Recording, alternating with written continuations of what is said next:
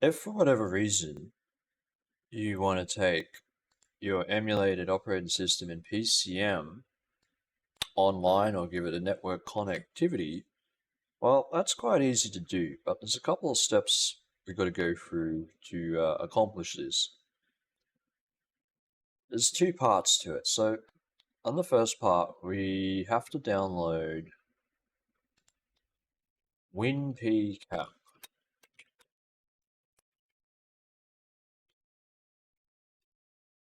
We get that from winpcap.org.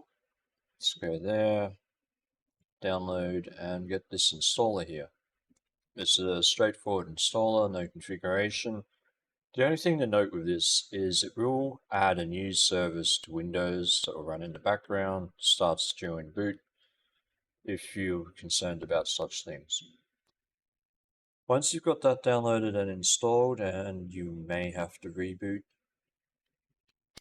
we can then come back to PCM itself, and there's only two things we really have to take care of here. The first, we're going to go to configure host down here. We're going to choose network type as PCAP. We're going to choose the network device. This is going to be your physical device that you're going to bind your virtual network device to. Now, something to note here is that the simplest way I can put this is it's like I'm talking about the emulated operating system, but it's like a real computer with a real network card. It's got a real network cable plugged into your router. And any firewall software and network security software you have on your host operating system, such as Windows 11 like I have here, does not matter. Bypasses all of that. With Winpcap, that is as close as you're going to get to having a real network card in your virtual system. That's the simplest way I can put it. I hope that's clear. So any security, online and network security you want, has to be configured with inside your virtual environment of whatever OS you're running. Second thing we're going to do here is, I'm using Windows 98 for this example. I'm going to click on the configure icon for that, come up to the network tab. I'm going to use the Novell NE2000. I know this is compatible with nearly everything. You can download DOS drivers for it. Windows will support it natively on nearly every version. And click OK. Wait, no we're not. We're going to check something. We're going to click the configuration icon here. And we've got to take note of this, the IRQ. We've got IRQ 10. We have to remember that. We could change it. I'm not gonna, because you've got the sound card and whatever other devices you're emulating on your motherboard. I don't want to put it on top of that. I'm just going to remember that it's IRQ 10. And now we're good to go. And that is the emulation hardware side set up. So your emulation environment's good to go. At this point, all you have to do is tell your operating system you're emulating that the network adapter is there and it's connected. So I'm going to use Windows 98 for this example.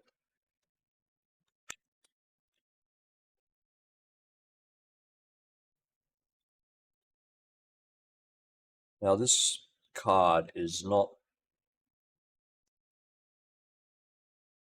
plug and play in any way. So if we go to my computer here, I'm going to right click, go to properties, go to device manager. Not worried about the printer port, not worried about advanced power management. But under network adapters, it's not there. We don't even have other devices that it's on, hasn't recognized. Nada. That's fine. You can probably do it a guess what we're going to do. I'm going to click start, go to settings, control panel, add new hardware, go next. It's going to look for PNP devices, but no, that's not what we want. I'm going to go no, device isn't on the list. You may or may not get this. Hit next. I'm going to let Windows search for it.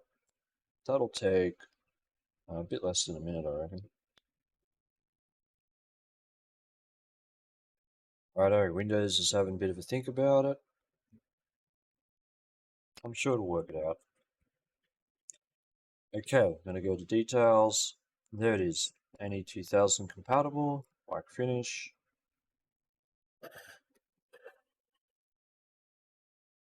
Now, in Windows 98, it's going to give us the option to correct this right here on the IRQ. So I'm just going to ramp that up to 10. If you're running Windows 95, you will not get this option. And whatever other operating systems you might be using, you'll have to figure this out. And it wants the CD for the drivers, for the Windows CD, so this is why I say always dump your Windows install files on your hard disk, so it makes life easier. Not the whole CD, just the Win9X directory. Without a reboot.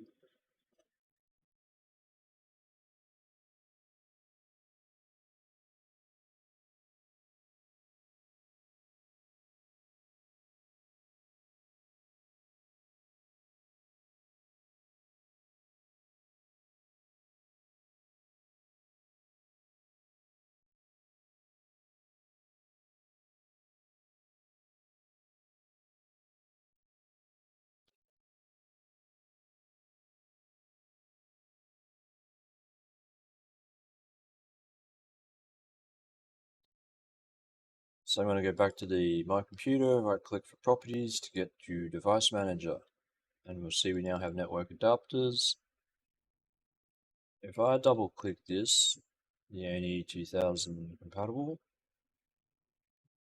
Windows is going to think about it.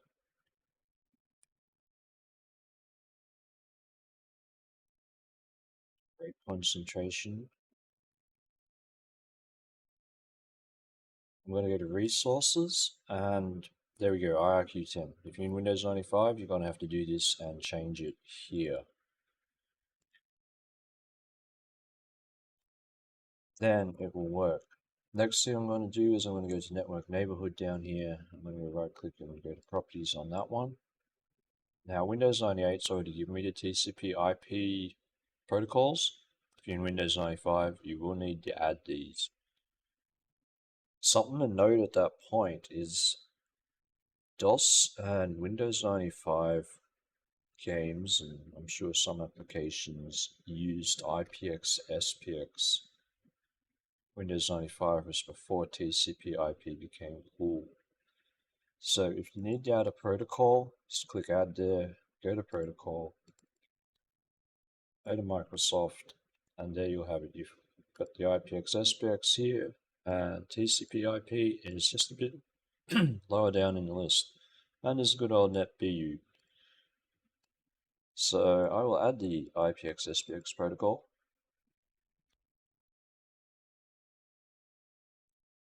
Okay. Want that CD again.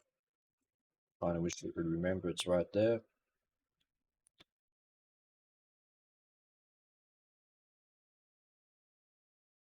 So if you had to install the TCP IP protocols, then you'd need to reboot. I'm not going to worry because Windows already had them here. But I'm just going to go to DOS prompt here, and if we go IP config, this has its own IP address. This is not my host operating system's IP address at all. Once again, this thing is its own entity on the network entirely. And if I go ping 10.0.0.1, that's my router, or as Windows likes to say, gateway. I go ping google.com. There we go. Technically, this thing is online. We'll be in a botnet in no time. So there you go. Hope this helped. Thanks for watching. Until next time. Peace.